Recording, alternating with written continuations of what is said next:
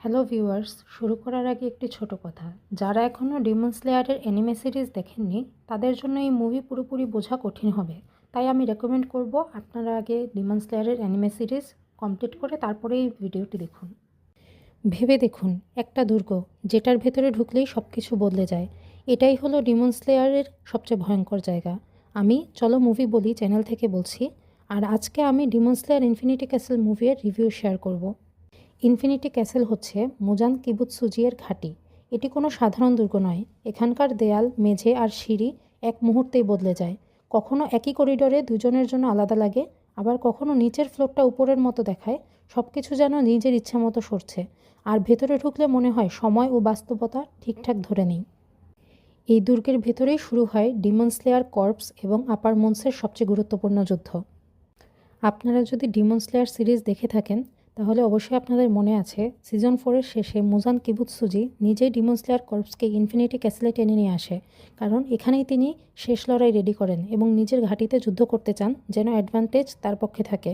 মুজানের এই সিদ্ধান্ত সবার নিয়ন্ত্রণ ছাড়িয়ে ইনফিনিটি ক্যাসেলের ভিতরে সব হাসিরাদেরকে টেনে নিয়ে আসে। ইনফিনিটি ক্যাসেলে ঢোকার পর শিনোবু মুখোমুখি হয় ডোমায়ের। জেনিৎসু, যাকে আমরা সবসময় ভীত হিসেবেই দেখি, এই জায়গাতে সে নিজের সাহস দেখানোর সুযোগ পায়। আর গিও ও তানজিরো মুখোমুখি হয় আকাজায়ের সাথে। শিনোবু আর ডোমায়ের মুখোমুখি হওয়া এটা শুধু লড়াই নয়, শিনোবুয়ের নিজের কষ্ট আর প্রতিশোধও রয়েছে এখানে। অন্যদিকে আকাজায়ের সামনে হাজির হয় গিও ও তানজিরো, যে একসময় ফ্লেম হাসিরা রেনগোকুকে হারিয়েছিল। তানজিরো শুধু তলোয়ার ধরেই লড়ছে না, সে নিজের রাগ আর রেনগোকুয়ের স্মৃতির সাথেও লড়ছে। আকাজায়ের উপস্থিতি আমরা আগেও দেখেছি। আকাজায়ের উপস্থিতি শুধু শারীরিকভাবেই নয়, মানসিকভাবেও তার অপোনেন্টের উপর চাপ প্রয়োগ করে। ইনফিনিটি ক্যাসেল মুভিটি শুধু ভালোর সাথে খারাপের লড়াই দেখায় না। এখানে ডিমন স্লেয়ার কর্পস এবং আপার র্যাঙ্ক ডিমনরা নিজেদের ভয়, দুঃখ এবং অতীতের স্মৃতির সাথেও লড়ে। এই মুভিতে কেউ বাঁচতে চাইছে, কেউ ক্ষমা পেতে চাইছে, আর কেউ শুধু প্রতিশোধ নিতে চাইছে। তাই এখানে আপনি শুধু তলোয়ারের লড়াই দেখবেন না, বরং প্রতিটা চরিত্রের ভেতর অনুভূতিও দেখতে পাবেন। ভয়, দুঃখ, প্রতিশোধ আর আশা সবকিছু একসাথে।